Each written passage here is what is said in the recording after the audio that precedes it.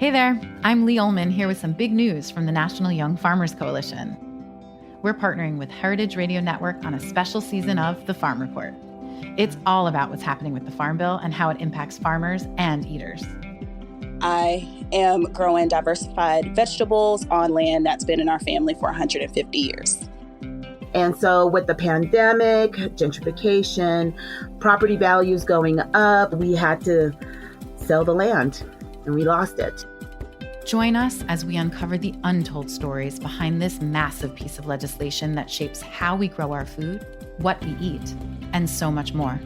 The problems we have had, those are things that come from earlier Farm Bill and USDA policy, right? Like Earl Butz, get big or get out. You know, it's my responsibility to know not only what I'm eating, but then like how that all came to be. And realize like, wow, like this piece of legislation, all this money, like it's technically something that I support as a taxpayer. While Congress debates the next Farm Bill, this is not just an invitation to listen. It's a call to action. Be part of the conversation. Subscribe to the Farm Report on Heritage Radio Network, wherever you listen to podcasts. This program is made possible thanks to the generosity of our listeners. Show your support at heritageradionetwork.org/donate.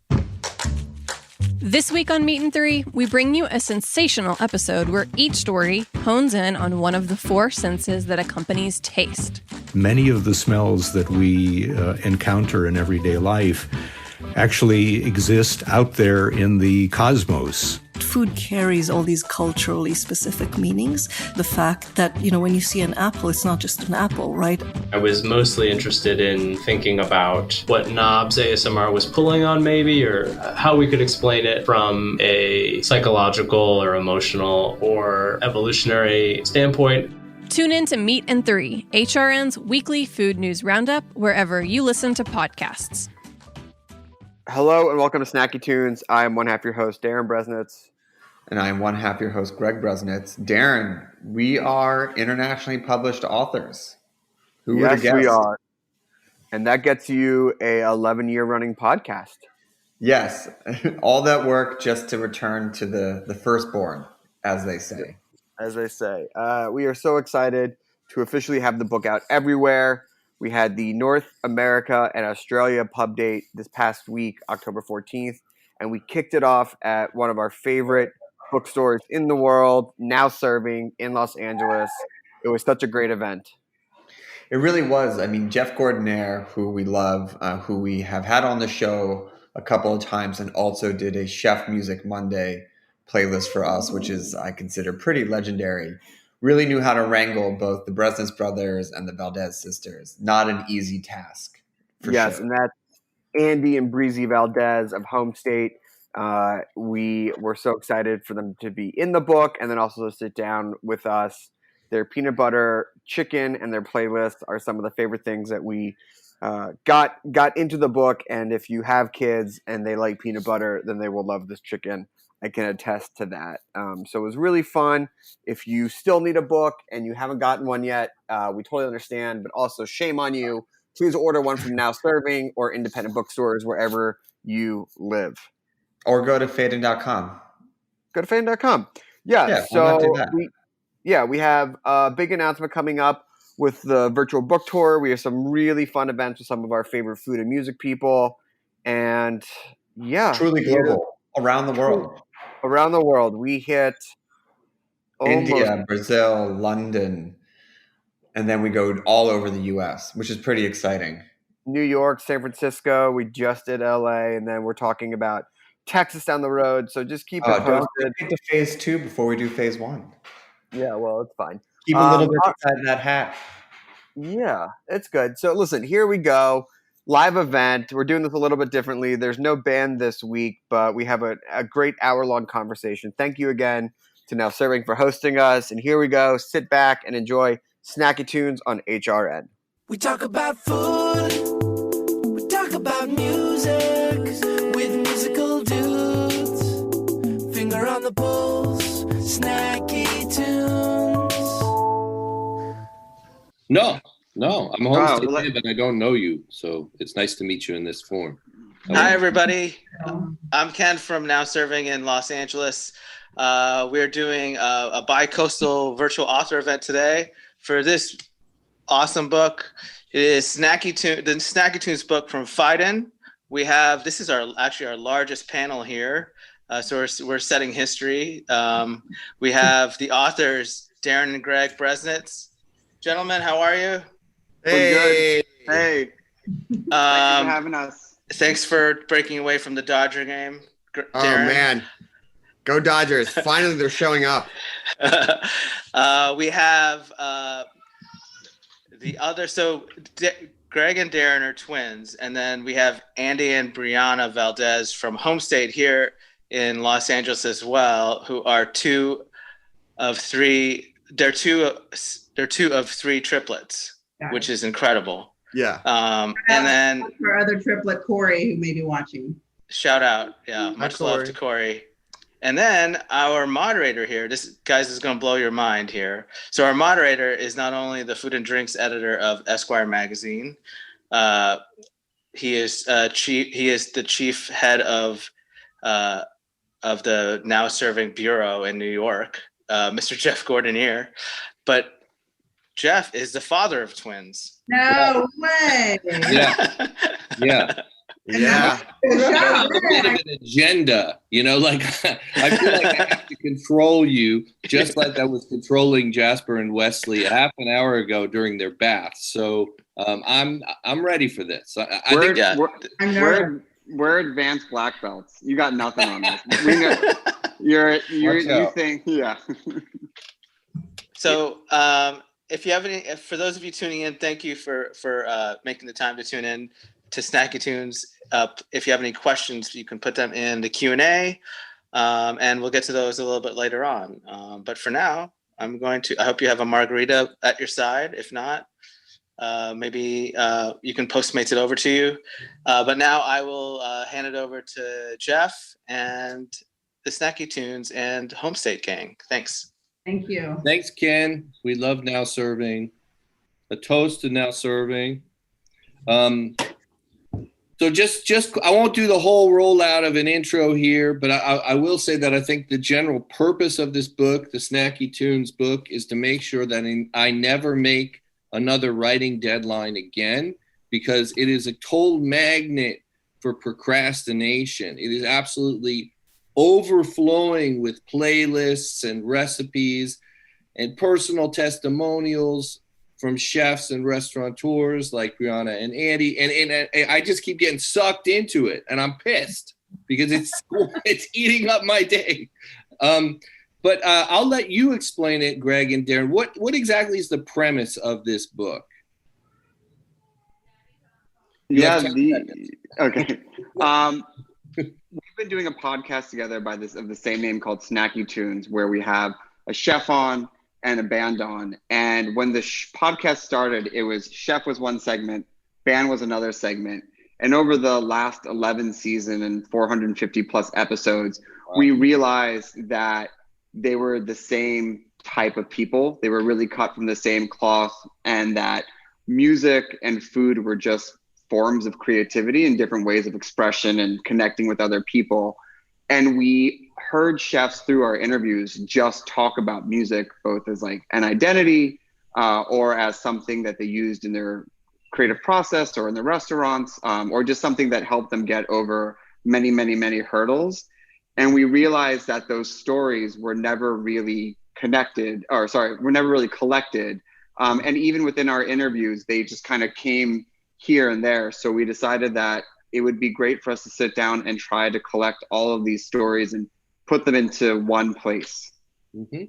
And then from a more practical point of view, we wanted to provide a bit of a guide, a bit of a peek behind the curtain of what creatively goes into a food career and also opening a restaurant, because so much now is not just the food, but it's the music you play, it's the art you have on the wall, it's the stories that go into the food. And there is a little bit of understanding that the taco that you eat or the steak that you have or the skate wing or the bone broth has a story behind it. and how you can get from a personal moment to a dish on a plate that a customer can enjoy while they're listening to a song inside your spot. Mm-hmm. I think one of the things that I keep getting from procrastinating with the book is the sense of music and food as a reflection of who we are, of our identities, and maybe who we aspire to be. And I feel a lot of those patterns or habits of personality are developed in your teenage years originally. I grew up in LA. I was going out to hear bands like X and Fishbone, like LA bands and the Dream Syndicate. I wanted to ask all four of you about that formative time. Like, let's reel back to your teenage years. What music really mattered to you, and what food really mattered to you? Let's start with Brianna. Oh, Lord. Yeah, thank you. Hi, everyone. I'm probably like the least musical person here. I love music, and I in my early years was in the band in Texas, marching band. So she used to make a lot of fun of me because she was the cool kid and I was in the marching band. But music has always been really important to me. I've always connected with it. But in the early years, I kind of just listened to whatever was fed to me. But I also kind of peeling that topical layer back, I think being exposed to a lot of music by my parents and their history and culture. They're both Mexican, and they would play music all the time in the house. So they would play like Linda Ronstadt and Julio Iglesias, and then also a bunch of Tejano music. So like a lot of the polka sounds and things like that. And those are that's kind of the music that I took a long break from after kind of like I was spending more time away from the house, and music that I returned to. And I think I didn't realize how meaningful it was until I took a break from it and realized that it was embedded in who I am. Sure. I'm a huge Vicente Fernandez fan myself. I think I put that one of his songs, El Rey, on one of the... I was going to say, you'll see that reflected on our playlist. You'll see Arthur Russell next to Vicente. I mean, it's like, that's who we are. But if I can speak really quickly, hi everyone, thanks for having me as well. And just to be clear, Breezy is the owner and brought Homestate to life. My role has always kind of been like the DJ of the party being Homestate. She makes it fun. I really try to bring that element to it. But my love of music started really early. I remember the moment I fell in love. It was oddly like an REM song. I think I was in 6th or 7th grade. It was Losing My Religion, and it made me feel weird. It made me feel like there's like an alternative culture out there, and I want to know what it is, and I want to like be in it. Yeah. I just remember exactly the moment, and from there on, I was like turn the dial as far left. I'm dating myself, whatever, as far left as I could to find out what was going on. We lived an hour south of Houston, so we are fortunate to have. I mean, it was a small town, like 25,000 people along the Gulf Coast, but there was a really cool music scene there. Like all the weirdos, like all 8 of us got together and like started, I didn't play music. I was more of the supporter, as I kind of have continued to be my whole life. But yeah, I mean, like really dirty punk shows and like storage rooms. And like my first show to Houston was Super Chunk. I rode in the back of a trunk, because that was the only place I could get, that's how I could get there. And I hadn't made my friends leave early because I had an 11 p.m. curfew, and they had gone on at like 10. And I was like, sorry guys. Anyway, like that was, then I started just making the trek to Houston for all these incredible shows, like the dirtier the better, really. But like Jawbreaker was one of my early favorites. How did food connect to all that? Like, I mean, one of the things I talk about in my foreword was when I was going out to all these shows with my buddy Rich, who actually ended up being a chef for a while. We would map it all out, and we'd take all these tips from Jonathan Gold. We'd be like, do we want to go to Highland Park, get some tacos, or are we going to go to Thai Town, get some noodles? What, we doing that before the show, after the show? How's this going to work? Like, it was all of a piece, and when you were going to all those shows, were there certain types of food that you were just always There were always places, because we were all road hogs. Like we would drive to all over Texas in the South, really, and all the way to Chicago to see shows. And so there was this, there were like certain restaurants in certain cities that everyone in the music scene would go to. Like there was this one Ethiopian restaurant in Dallas where everyone would go. Like I think it was like Queen of Sheba or something, but everyone would always go eat there if you were like road tripping for a show to Dallas or Denton or wherever. So there were those types of places, but it was just more like, again, exploring the unknown in that way too. Like what can we try that we've never tried, which was everything at that point. Darren, Greg, it's your book. Like, tell us about that moment in your early youth when music and food fused. How did these passions manifest themselves in your lives? Sure. I mean, there's really two stages of it. One, I would have to say, is our parents and our grandparents, at least for the food part. Our grandmother on both of our parents' side were always incredible chefs. Always food was involved and things like that. My grandmother, or our grandmother on our father's side, was an incredible Hungarian chef, and on my mother's side, Polish chef. And then my mom was really into cooking. Like she was living in New York in the 70s and taking like Chinese food cooking classes in like apartments, and then brought that to the suburbs where we grew up in Philly. And so what we thought of just like, oh, everyone gets like a 3-course European style dinner at the table was not the case when we were growing up. And then the same thing, like our dad played guitar and he lived in Montreal, and he was dating our mother in Brooklyn. And when you go back to Montreal, he'd always bring like all the LPs with him, like the Beatles and things like that, that wasn't in Montreal at the time, and listen to music with his friends. So you really had this like introduction to food and music and things like that. And I can let Greg speak to it, but we were also really involved in the DIY scene. And I remember getting 13 songs from, which is Fugazi's, one of their seminal albums, at Repo Records, and being like, whoa, there's no barcode on this. Like they just had a CD and they made it and they put it out, and there's like no permission. And like that DIY basement spirit was a really big fundamental that you see in the through line through this book. Yeah, I mean, we were in after school. I mean, to match the marching band vibes, we were in an after school theater program, and it was like all mixed with things. We were right outside Philadelphia. So all the seniors introduced us to like Juna 44, Rye Coalition, Fugazi. Also for me in particular, Ani DeFranco, which like set me on my path of like strong female fronted, like Portishead, Bjork, Florence, Pretty Girls Make Graves. So all of those things were really just like wrapped up together. I think for us, interesting enough, we didn't travel too much for music because we were right outside Philadelphia. So we went to the First Unitarian Church, the Trocadero, also saw a lot of ska shows, like really like ska against racism type of era.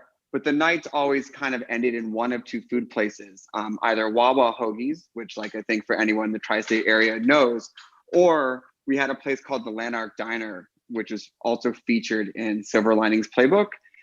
It would be 2 eggs, hash browns, bottomless coffee for $2.95, and then like all the, I know, not to date us either. Not to date us either. And just like that's kind of how the night ended, and like how like high schoolers drank that much coffee and then went to bed, I'll never know. But like that place was so wrapped up in like, you know, who were you catching a ride from because you couldn't drive yet to get out there, and like cramming to the back seat. I don't know if I ever took a trip in the back of a trunk, but it was definitely like 7 or 8 people just to go. I've ridden on crazy modes of transportation to get to shows. Yeah, and I think that it was like, I think for us and what the beginning was like, it was just a sense of early community for us. It was a sense of belonging.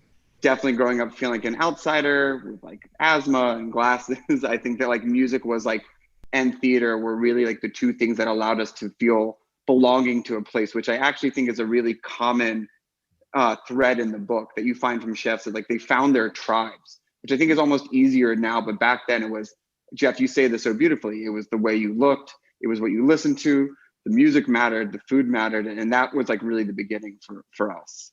Mm-hmm. Since you spoke with so many chefs, and I want to hear from Brianna on this too. Can I say Breezy too, as you go commonly by that, or should I say Brianna? Oh, I didn't know that. Okay. Open. Okay. What does music bring to the kitchen when a team is cooking? Like, what's a theme that you heard from all your interviews? I mean, hundreds of interviews at this point, Greg and Darren, and Brianna, for you, like, what is it? I mean, can it be disruptive in the kitchen? Can it be inspiring? Can it fuel the energy you need? What are you getting from it? Is that for the guys or for me? No, it's for you, for the You chef. first. Yes, Well, chef. I'll take it to the beginning because I think for me personally, again, I think connecting to the food was also I connected to the music to help me connect to the food.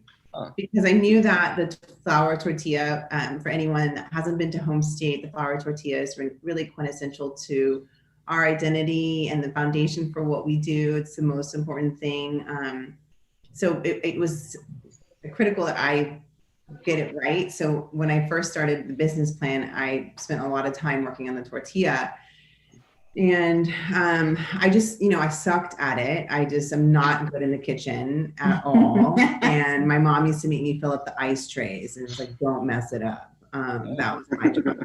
Wow. And so I was like struggling to get it right. And then I was like, I need to connect to something. So I ended up turning on conjunto music that my mom and dad used to play and putting a picture of my grandma Lala in the kitchen, and I just connected to that and tried to channel her spirit. And because those were my memories of that food were her, my memories of her and my mom. So it was really important for me to just feel that. And I just took such a lighthearted, like loving approach to it from that point on. And I hope like from on like today, like looking at the tortillas that were made today in the house, I would just like get such warm feelings about it because it is so connected.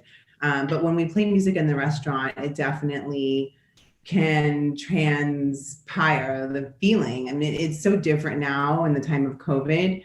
We still play our playlists out for our guests to hear like the playlist that Andy has created, because that's the essence of the experience that we don't want to forfeit because of the current setup. We have to, our guests can't come inside, but we let our teams play what they want. So they're almost these two different environments, which is a little bit weird. But sometimes the kitchen takes control and you walk in and it just feels like it's truly like their cooking in their kitchen. And it's the best and it feels right. Yeah. And there's a big difference between what's played in the kitchen in most restaurants and what's played in the dining room. And so there's in a way two different lanes of questions here with that. That's what I'm interested in the kitchen part right now, just sort of what the chefs and the team, the dishwashers, everybody working in there, what they're extracting from the power of music. Well, I think sometimes just the way I channeled my memories and experience with making that tortilla 9-10 years ago. I think we've seen, Andy and I've seen similar moments where we walk in and the kitchen's like singing along to a beautiful ballad, and they're all connecting to their own memories. And so and that's not just during COVID. Andy's been really smart and honest with representing who we are through music and in the kitchen. And there's no division. There's no division. It's a whole open room, and that's really important too. So sometimes they're listening to sometimes they're listening to Mac DeMarco, and then they're listening to like a beautiful like ballad, like Mexican ballad that everyone knows the words to. Yeah, exactly. And when I'm making the playlists, because every song you hear at the restaurant is curated by me, and it's all kind of organized by like feeling, like is it a cloudy morning, or is it a really sunny afternoon on a Friday or a Saturday, or is it brunch on a Sunday? Like all such different vibes. But I think it's so important for hopefully everyone working to feel connected to a song. Maybe not every song, of course, not every song you're going to connect to, but for like once or a few times throughout the day to hear a song that like makes you feel something and like gives you that energy and almost validates you too. I think that's a really important part of like just again being seen. Like that's a huge part of our mission statement is making sure that everybody feels seen. And I think music can make you feel seen too, make you feel represented. Sure. So playlist. Your playlist is the only one that I remember where George Strait and Big Pun together. Exactly. Exactly. Sorry to interrupt there, but I just thought it was so I was going to say the same thing, that we don't like have any genre boundaries like that. It's like, what do we like? What feels right in the moment?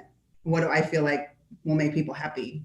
And I always say that food, I mean, the music is like the finishing salt to everything that has gone into that bite of food, from like it being grown to it being sourced to it being cooked to it being brought, shared. Like there's so many things that happen. And then when you're taking that bite, if the music is, for me, if the music's off, like everything's off. Yeah. I'm just taken out of the moment. I'm taken out of that experience. I'm distracted. But if everything like is like seamlessly like kind of like seasoned with the music being the finishing salt, it's like perfection. Yeah. I think especially when you go to a restaurant for the first time and you settle in and maybe a little nervous and maybe you don't feel like you know what you're doing, and then a song that you love, either that you know and you love, or a song that you're like, oh, I like this, comes on, you are immediately connected to that restaurant for forever. Like you will always remember that moment, maybe more than the food, because you know that the people who are behind the restaurant have some similar tastes than you. And that connection is the same connection that you're looking for through experiences out in the world. And so when you have a playlist that's really curated, that's really personal, that isn't just you've bought, which you can always tell when there's a bought playlist going on, you can always tell. But when you know that, when you have that juxtaposition of artists and songs and things like that, and you're like, oh my God, that song, I love that song. And then you work up the nerve to ask the server or someone like, hey, what is that song? That stays with you for forever. You always remember that. I can say that I had the antithesis experience where a friend of ours and I went out to dinner and we absolutely loved the meal. It was incredible. We loved the playlist, and we pulled the server over, like, who made the playlist? And he's like, let me go check. And he came back and going, it's a Pandora station. And it just literally broke our hearts. And we never went back. Because I was like, this is so lame. I was like, I wish you would just lie to us and be like, oh, it's the owner. But when I found out that it was just a computer algorithm, it was so weird. And this was long before we wrote the book. I still think of this 6 years later, that there wasn't a human behind it. I thought it was cheating. And I felt cheated. I was like, oh, why would you go so far to know where to start the Pandora station, but not just make the playlist? It does take a lot of energy though and resources to do that. Yeah. And I don't want to diminish that, because some people, they're working with the resources that they have, and fortunately Homestate puts a priority on that, and I've spent hours and hours and hours and hours putting those together because it's valued here and it's prioritized in that way, because Homestate has the ability to do that. So I don't want to and also the understanding the depth. I mean, not everybody has a deep connection. Somebody who's running a restaurant as a source of income, or don't have that musical connection. You don't have the depth to create and I feel the same way. When we first opened, Andy hadn't done the playlist yet, and I'd be there like we had like a Sonos speaker like right behind the register, and I'd be like in between guests, I'd be like on my phone, like putting on a song. I'm like, oh my God, I'm the worst DJ. I'm like, Andy, I need your help. And she's like, want me. I mean, look, there's also the Dave Barron approach, which is just whole albums. I'm not going to try and make a mix. This is the album we're listening to. And I've seen that especially a lot in like Japanese record bars and things like that, where they're playing full sides or full albums. And I appreciate that approach too, because it says this person created this thing in the entirety. This album's going to set the mood, which is a bit more of a harken back to our younger years, when like if you didn't have a mixtape and you left the house, you mostly just had an album to take you through the day or something like that. So, there is people, it's a lot more pressure to pick the right album and stay with that for an hour or so, but I can appreciate. There's always that one weird song that has a really long, noisy ending. Yeah. Where you're like, oh, I'd love to play that, but it's got 2 minutes of distortion right in the middle, and I'm just, it's not going to work on a Sunday afternoon. Actually, that speaks to Jeff's point. So part of your question was, can it be distracting? And it really can, especially like for some reason right now in the restaurants, we're like battling the kind of the need for quiet in the restaurant because it's so intense to get all these things right. And it sounds like it'd be simpler, but it's actually a little bit harder to run service when you're just dealing with like screen orders and like all the tech stuff. And it's just a lot. So we've gone back and forth where we say like, you know, we get to a head, we're like, should we just cut music? And it always comes down to absolutely not. Do it. Like that would be just like cutting off them. But then there are also the songs that they'll send to Andy, like, can you please remove these songs from the playlist because they're driving the staff crazy. Like what? Well, nobody likes Sneaky Snake. Tom T. Hall from our childhood. Respect. Sneaky Snake. It was like our childhood anthem, and we were like, we love it. And we're like, why don't you like Sneaky Snake? I'm like, well, I guess I can see why. It's a little bit weird. But for somebody that doesn't know it, I mean, I don't know. But yeah, I get it. What do you guys think is like a mistake if you walk into a restaurant and they're playing this song? You might just walk out. For me, it's Sweet Home Alabama. That's kind of where I don't do. Yeah. I can say. I think though, from the book though, I think it depends on the restaurant. Like we actually found out that like there was a lot of moments when we got the playlist. I went, really? That's what you're playing? And then when you think about in context of the restaurant or how it's used, the example that I like to give is Najat, who runs Nur out in Fez, Morocco. She's like, our staff listens to Eminem, Lose Yourself. And at first I was like, I don't understand this. And then she's like, well, we have a staff from all over the world. They speak a bunch of different languages. They know American pop really well. And when we fire people up, Lose Yourself is like such a good anthem. And I was like, all right, let me go back and listen to it. And I was like, oh shoot, she's right. Like this is actually incredible because it cuts through the microcosm of that. Now, if I were to say to go into a restaurant and just hear Lose Yourself completely out of context, I'd be like, oh, like not for me, maybe not my vibe.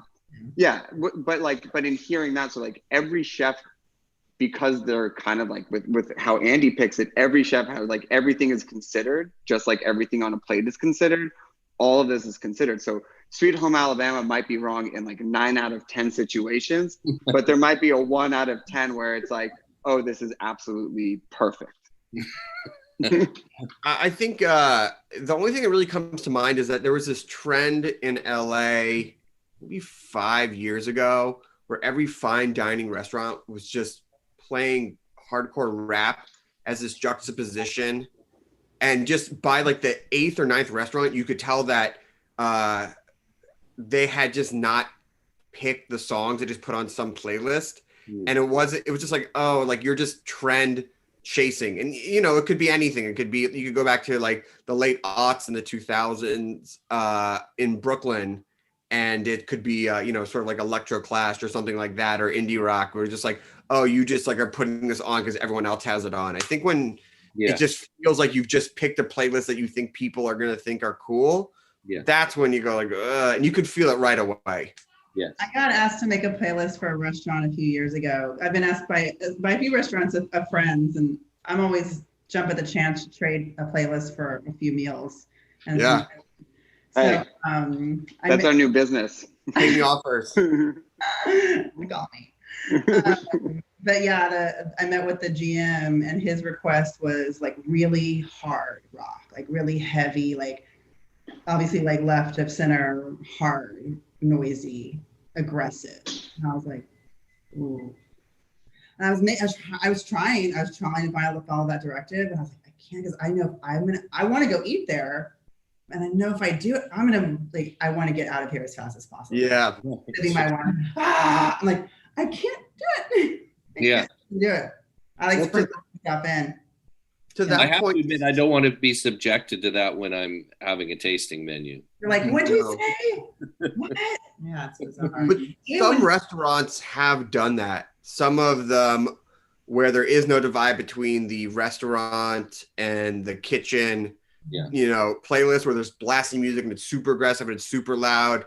You know, I won't name some of the names because I know that some of them take pride in it, but sometimes you're just like, I don't know if it's me getting older or things like that, but I'm just like, just turn it down, please. Just like a little bit, pretty please. And I'll stay here and eat more and drink more, but it is so loud right now.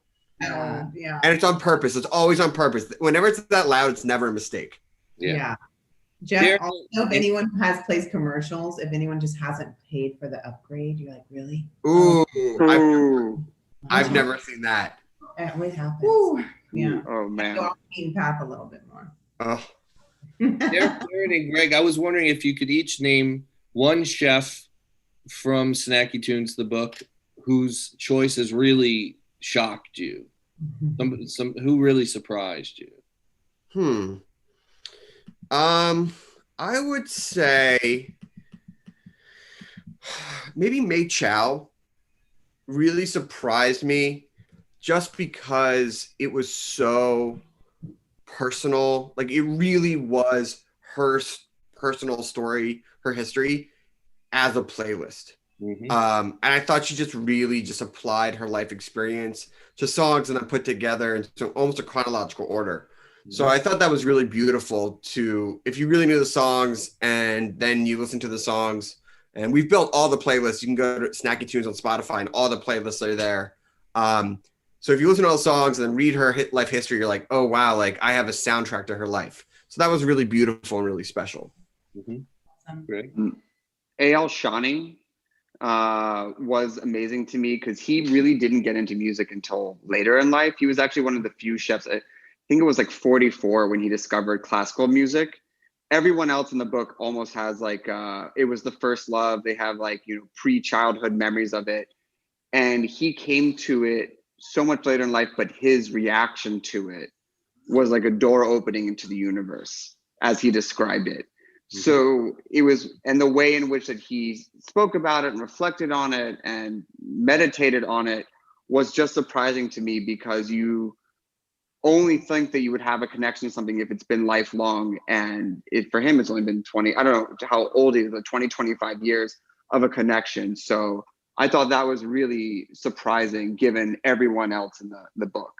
Yeah. And obviously Andy and Breezy Valdez, their playlist. Oh man. First of all, not a chef. Yeah, me either. But thank you for having us regardless. Yeah. It's fine. I mean, you guys, but that's, this actually gets to a good point about the book and the selection and things like that.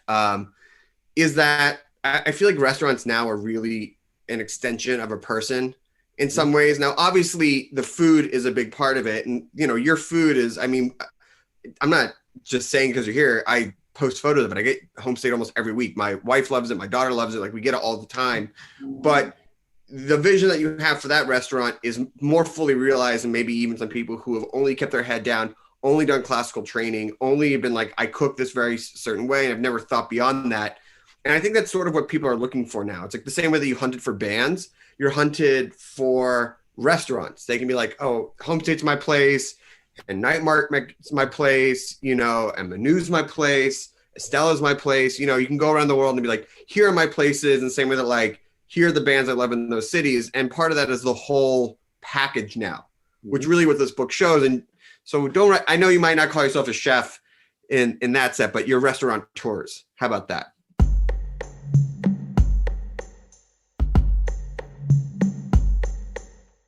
All of us at HRN have been keeping busy, despite working and recording from home. This fall, we're proud to announce new shows on the network that each bring important and enlightening stories to listeners around the world. While the world is in turmoil and the future of our country is uncertain, there are certain constants that help keep us going. For us, food and storytelling are essential. While we can't come together in person, food podcasts from HRN provide a virtual table we can all gather around. Bringing exceptional stories to your ears and keeping you informed on the ever-changing political and environmental issues of our time is integral to our mission. At a time when the world around us is rapidly changing, HRN is committed to being here for our listening community, and we need you to be here for us. Join our table and help ensure the future of food radio by becoming a member of HRN. Go to heritageradionetwork.org/donate to make a contribution. Check out the latest additions to our lineup while you're there. You can see all of our series at heritageradionetwork.org/new show. I wanted to ask one kind of broader cultural question that's of interest to me. 15 years ago or so, you were hearing the phrases like, chefs are the new rock stars and food is the new rock, which Tejal, who's a brilliant writer in the New York Times, a California critic for the New York Times, she described a few months ago as a deeply embarrassing phrase. And since this is a book about music and food, I'm interested in your perspective on that nomenclature and how this book differs from that. Like how this is a different perspective than that. I want to answer for Darren because he hates those phrases. And he to not have him go on a diatribe about it, but he has hated those almost from the beginning for so many reasons. So we were very conscious when we were writing this about like food is the new rock and chef's the new rock star. I mean, this book really is about music's influence on the culinary world. I think that most of the people in here would say that music was their first love and even maybe identify with music more than they do with food. I wouldn't say it's like down the line, but there are some people who still see themselves primarily as music fans first and then chefs and foodies because it's just so in the blood and woven into their DNA. So this is not positioning like chefs as rock stars or chefs as anything other than that. This is just chefs really talking about their love of music. And I think, Jeff, the reason why you're so intoxicated with it is because I think you're also a music fan first above anything else, as am I, as is Darren. So reading about these people that you know and love, or even people you don't know and love, talking about something that we all love, that's really what it is. I don't know if there's like a pithy statement about it or like a catchphrase. Give me 30 to 60 seconds to just explain my thoughts. Sure. Okay.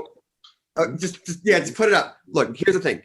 Food as the new rock is a complete misnomer because food has probably been around long before music and the whole existence of the world, right?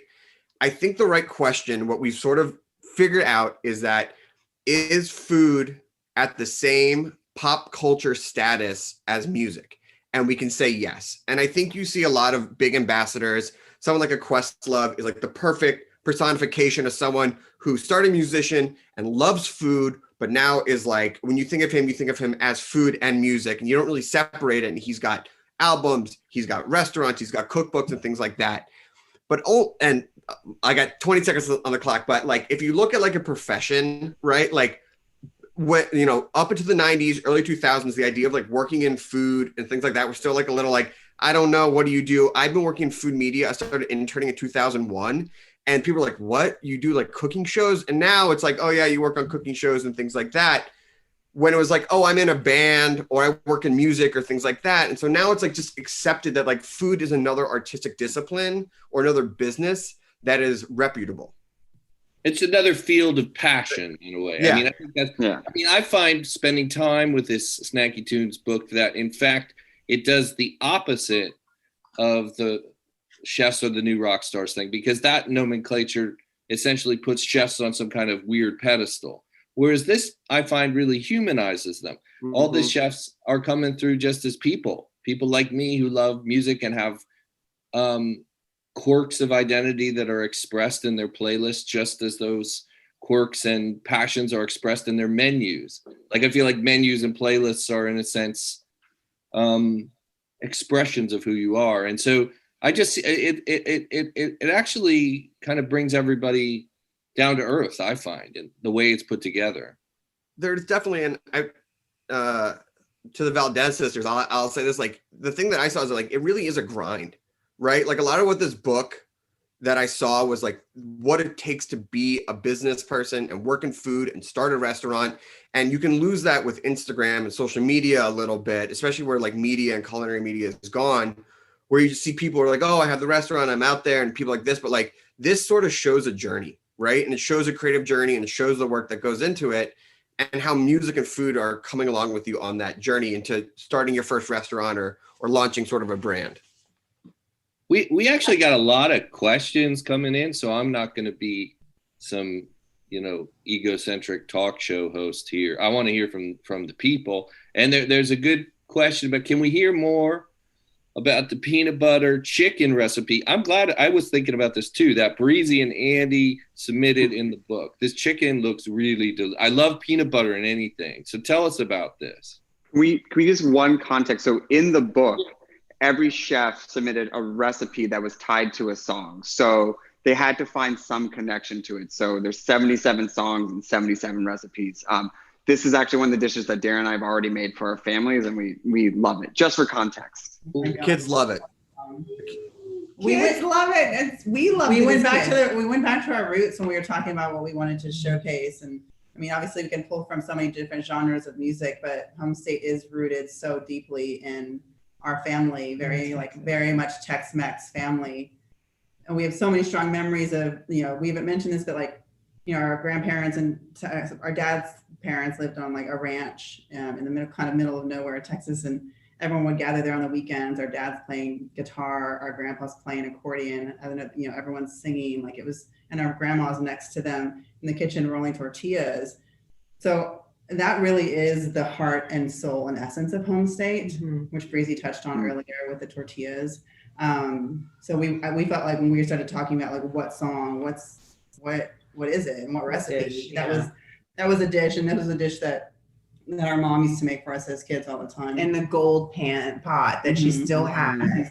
And she's like, how to make it 100 times. We always feel like, how do you make that? But it's like also one of the things that I have never seen. I mean, of course you've seen peanut butter dishes in other cultures, but like I've never seen, it's just not something you commonly see.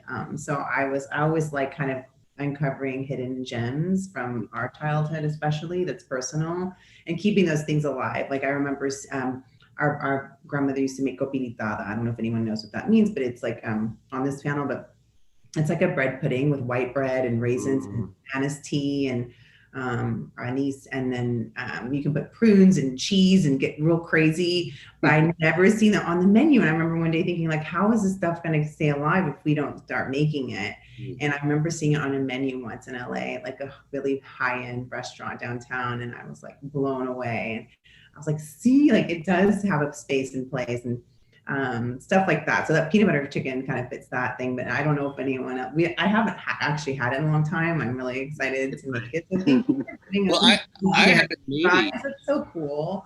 Thank you. I haven't cooked it yet, but just reading it, it almost sounded like a West African dish to me. So, I really want to try. It's reminiscent of like a mole, almost it's like a speedy mole. Cool. Yeah. Speedy mole. Nice.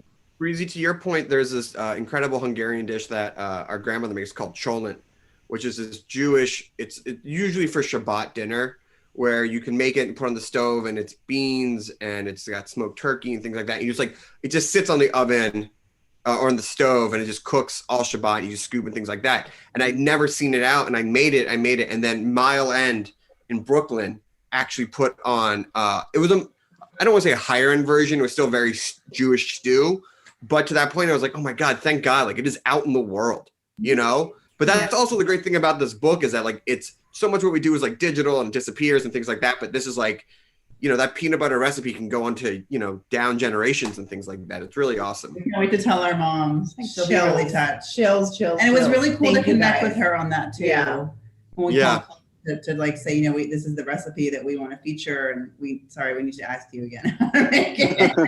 It's great. It works. Kids love it. Great for kids. Oh, that's awesome. Thank you guys. White rice too. Just put that over white rice with the extra sauce. Yeah. That's how she used to serve it. Absolutely. That's so cool.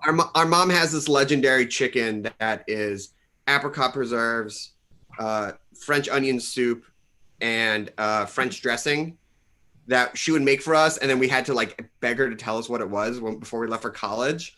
And because she was like, if I tell you, no judgments, because she was always about like making things from scratch and things like that. But I'm telling you, you do that, you bake it in the oven at like 350 till it's like brown, put that on white rice all day. Oh my gosh, I want that recipe. I'll send it. I'll text it to you. I ask her to text it to me all the time because I always forget it. Okay, I'm gonna have to control the twins now. I'm controlling. I'm in twin controlling mode. Sorry. Oh, so we have a question from somebody curiously named Eddie Bresnitz. What a coincidence. That's amazing.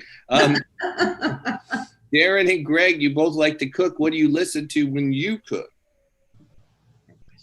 I always listen to like Niels Fromm, Abro Pratt, like Max Richter type vibes when I do it. Roshi Sakamoto. Whoa, that's what you cook to? That's what I cook too. It's just cooking. Is it?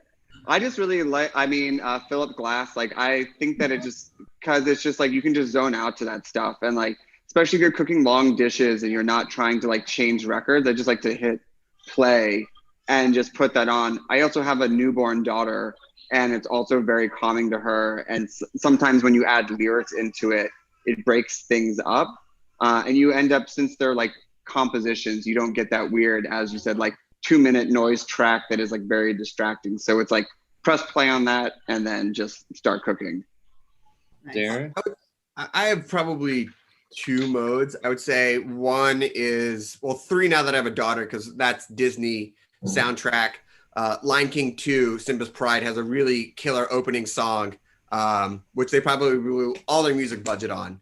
But I would say there's like the jazz, like Innocent Mood, Chet Baker, Nina Simone, Otis Redding.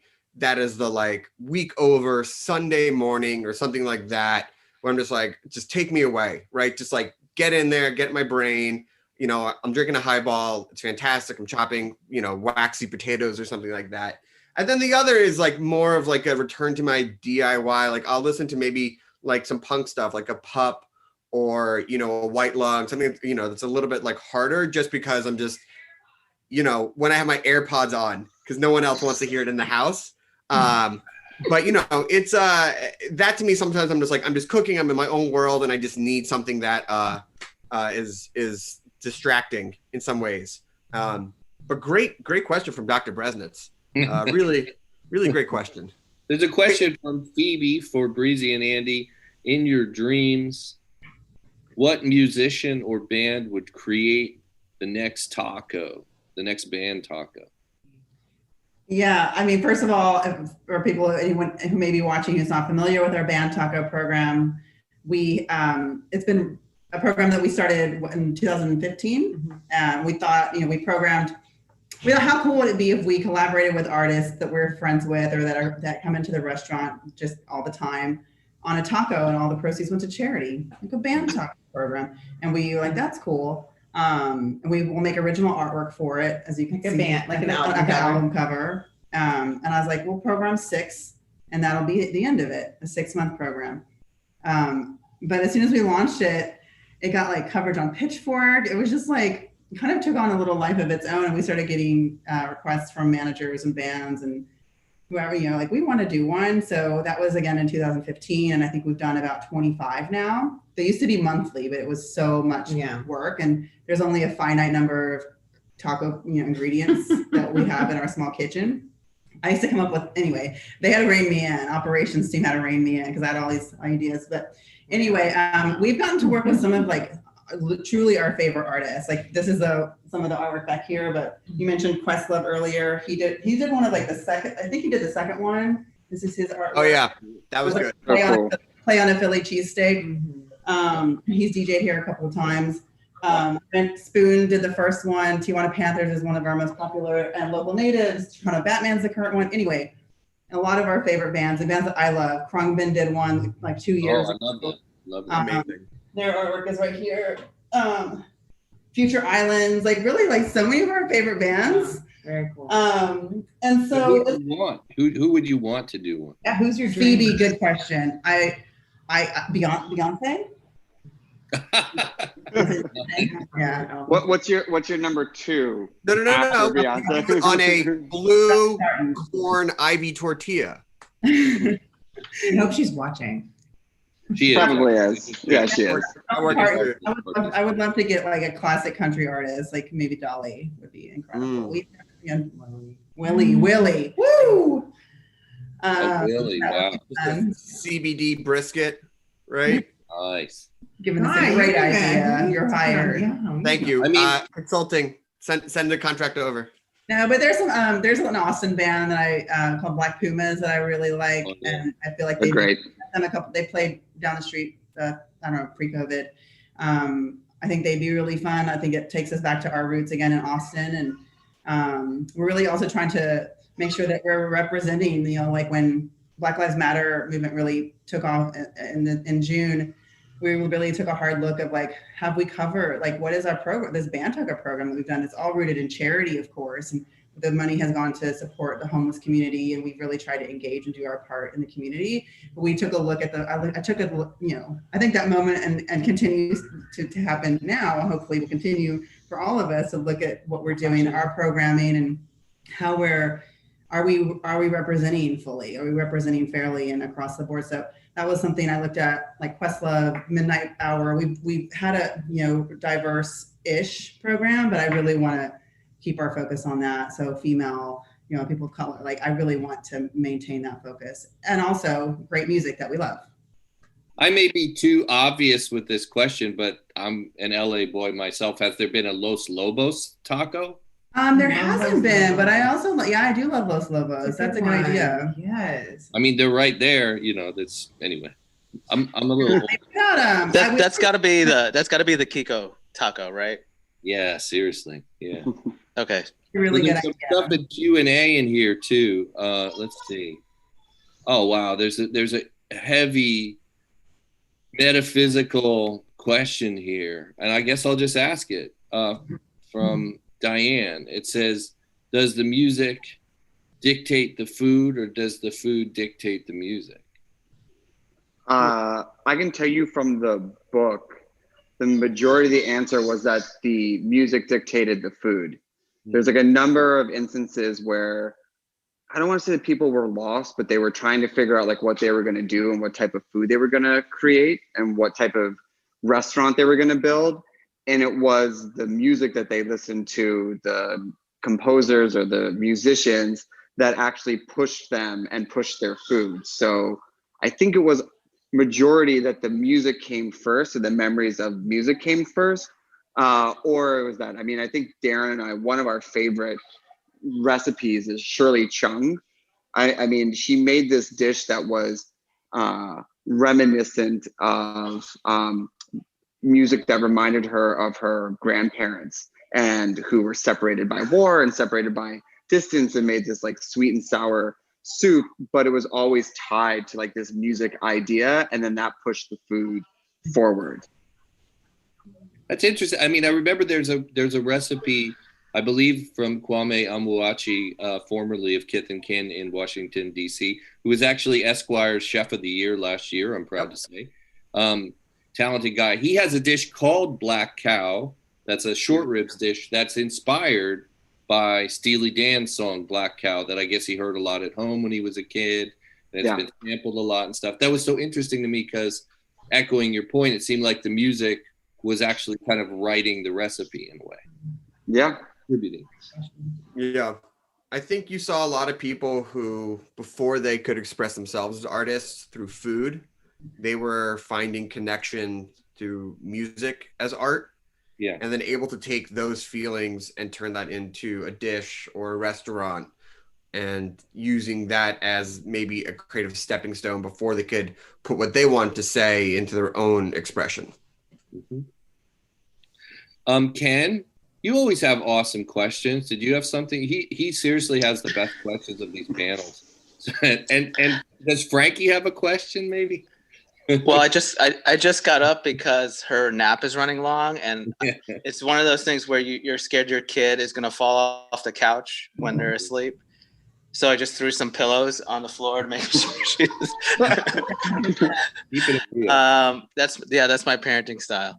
Well, I was going to touch upon the amazing band taco project that Homestate has, and it's almost like, when I first saw the whole band taco thing there, it was kind of like, to paraphrase Nick Hornby, it was like, tell me who you listen to and I'll tell you who you are. And that was a perfect thing about Homestate. It was almost like, as good as the queso and the tortillas are at Homestate, it's like the vibe at Homestate is almost like a music venue disguised as a taqueria.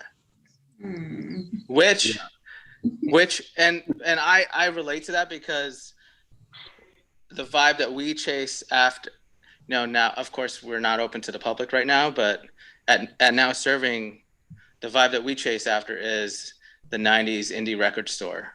Yeah. And we don't want it to feel like, I almost said Borders. That dated me. And we don't want it to feel like a Barnes and Nobles or anything like that. We curate you guys, and these chefs and restaurateurs in here, you curate everything. I think this is what the Bresnitz guys were talking about, is like everything is so personal now, like from the hot sauce to the coffee that you carry, to the music, to what drinks are on draft. It's like everything is an expression, because it is such a grind, so I don't know if that's not really a question. It's just, I really pay homage to what, people like the Valdez sisters do. So I think you just got free tacos for life, Ken.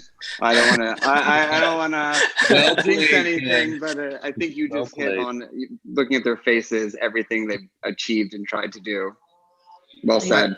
That means the world to me and to us. Yeah, after kind of a really rough year and a really rough day, actually, we just reopened the restaurant that we had to close twice during this time. In Playa Vista, right? Yeah, I'm like so sweaty, but it was Sure. such a grind. I crawled to do this interview, and just, honestly, like, everybody in the book to be able to express their own stories and achieve that feeling, and even to one person to have that feeling is like, it's worth it. Yeah, and I think it's reinforces the very fundamental idea that at the end of the day, our story is ours to tell and share and really honor, and hopefully someone responds to it or understands it or connects to. But if not, then that's really at the end of the, we've been accused of being like whatever, appropriating or whatever. We're like, this is just actually who we are. But that's the compass at the end of the day with all the decisions. If anything, I think it should reinforce for anybody listening or reading the book. I'm so excited to read it, that their stories are worth telling and worth sharing, and as maybe they've never seen those stories told before, but that's like even more reason to tell them and to share them, even if it's like on a really small stage, and it matters, and somebody walking by can connect with that. If people that aren't from Texas, like you walk into Homestate, you don't see anything that says Texas on it, or like a Texas shade. Like, it's not that feeling that we want to be is evocative of that experience. So, but people connect with that still. And I think everybody need something to connect to. So I think that's a beautiful thing about restaurants. And that's the importance of people that create experiences like everybody in the book. So I'm excited to read it. I think that's one of the things from the book, is that they're all new stories. That was like, to go back to Jeff, almost your very first question, like, I don't think a lot of these stories have been told. It was really interesting. So many of the chefs we spoke to are so media trained, and they hit their marks and they hit their points, and they just like talk about their concept and their food and their origin story and everything. And then you start talking to them about music, and like everything just fell away. One of the amazing things is Darren and I, we knew some of the people in the book, but a lot of them were strangers. And they were telling us stuff that I would, think that you would get after 10, 15, 20 years of friendship. I think because music unlocked it. I think music was this lens that they never got to talk about. Matt Arbogel from Yardbird texted me after that. He's like, I've never gotten to speak of music in that way in any of my interviews. Like, I've never told those stories. And so I think, like, Breezy, what you were saying is that, like, these stories matter. Like, these stories make up who these people are, and they identify themselves through these stories and through the connection to music. So I think that's why, Jeff, I think you fall so in love with the narratives, because you see yourself reflected in it, because we all have these stories. Like, I would find it hard pressed for anyone to read this and just not make their own playlists or have their own stories or have their own kind of moments that, they're defined by music. I was really surprised by the kind of generosity of the book in that respect. It seemed like people didn't just say yes to you; they just kind of opened a vein on it and like told you everything about their food and their music. I wondered if anyone said no, because it seemed like everyone was inclined to just jump in head first. We won't name them, but some people said no. They're dead to us. No, well, there's a few things. Some people said no because they're like, actually, I'm not involved with the music. Like, I don't really have, I listen, it's like, I spend all my time listening to NPR, which a lot of respect for, I mean, look, if you want to give me your 10 favorite Terry Gross interviews, we could put that in the book too. Murray Sendak. And there were some chefs who we reached out to who were on the record of being huge music fans. And I think, I don't know if they thought we were going to treat it with like the deference that we did. And they were just like, you're going to besmirch my love for music. But, look, I mean, I think everyone here has, if you reach out to enough people are going to say no. And I think when you start to realize like it's not personal, then you just go like, okay. But that meant that everyone who said yes really showed up. Yeah, seems like it. Jeff, I actually have just a real quick question before we wrap up, and it's for you. So, Jeff, you have a list, a very important list, significant list that you come up with of the best, best restaurants of the year, and you highlight chefs around the country. Can you just speak real quickly about like what that feeling is of all the because your work is in restaurants and dining in them. So what is that feeling like? And we all know that feeling of when you're taking a bite of something, or if you put that fork in your mouth and then that song comes on and you're just like. It's a holistic experience, as I think we see expressed in this book. Traveling around the country in a normal year, traveling incessantly around the country, we actually figured out a way to do it this year, which sort of teaming up with Kevin Sintumong, my editor, you'll find out soon. It's going to be a little unconventional, but we figured out something. But normally I just travel constantly, and it sounds really glamorous, and it sounds like the greatest job of all time.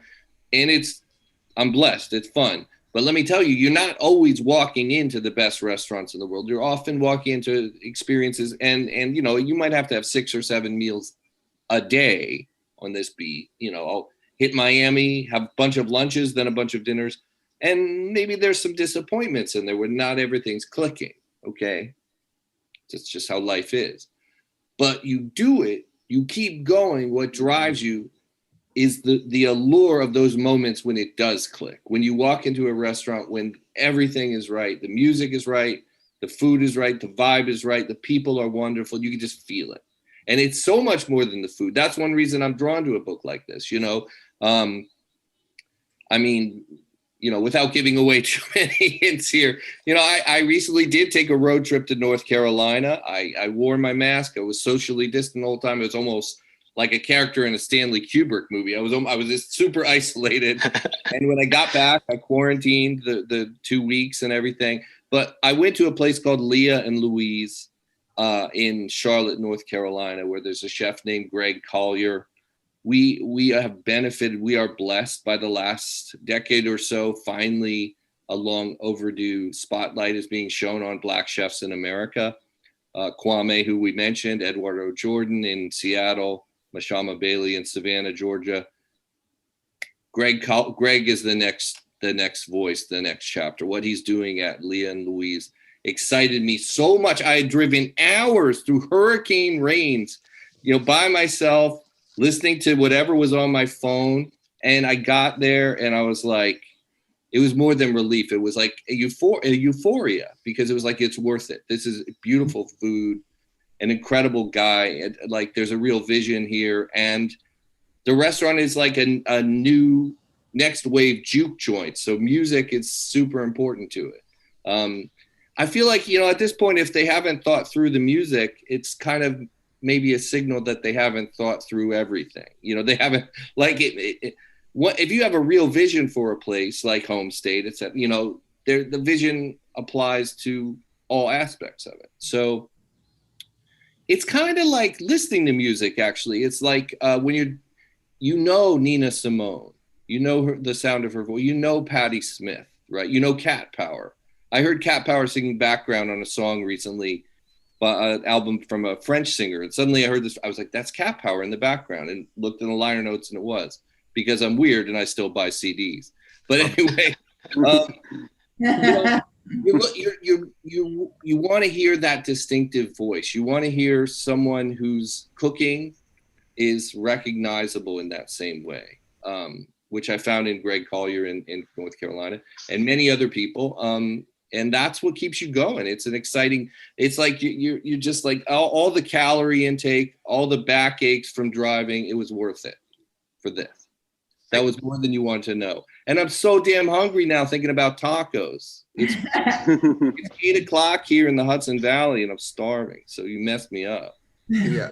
Jeff, you actually touch on a great point of what this book is. And that's really a love letter to independent restaurants. We wrapped this up in March of this year, really at the beginning with everything that we knew about dining out had changed. And there's not one person who's part of this panel who's going to read this book, who's in the book, and who hasn't been affected, And we wouldn't be here today if it wasn't for independent restaurants and what we got to experience in the last few years of dining out and the community built and the connections we have. And, that's why, the Independent Restaurant Coalition is the charity that we've aligned with for this event. I don't think anyone knows what we're going to come out looking like on the other side as far as restaurants, who's going to be there. It's very sad. And it's very sad when you really think about it. But this book really, unbeknownst to us, captured what it could be and what it was to go out to eat and to walk into that special place. Yeah. That place that you think about, that place where you walk in and you're just like, you just know it from the moment. Like I have chills right now because I just know those restaurants where you walk in and you're like, this is why I do the research. This is why I care. This is why I work and save money. This is why I do everything. And that is what this book should read like that experience. We haven't been to all the restaurants in this book. We did 6 continents. We have places we didn't know, but the ones in there that we do know and we do love, we cherish them and we miss them. And so we hope that this is a little bit of taste of that while we get through the next iteration of whatever the world's going to look like. Yeah, no kidding. All right, everybody. Thank you so much to Greg and Darren Bresnitz. Thank you to Andy and Brianna Valdez from Homestate. Jeff Gordinier in the Hudson Valley, thank you. The book is Snacky Tunes. We do have a bundle at nowservingla.com of signed books and the Snacky Tunes pin, which goes to the IRC. Proceeds go to the IRC. So if you're interested in that, go there. If not, make sure you can vote here in California or anywhere else you're tuning into. So thank you so much. Stay well. Homestate, we love you. Thank you, Faden. Thank you, Greg. Thank you, everyone. Take care, Jeff. Bye, y'all. We talk about food. We talk about music with musical dudes. Finger on the pulse, snacky tunes.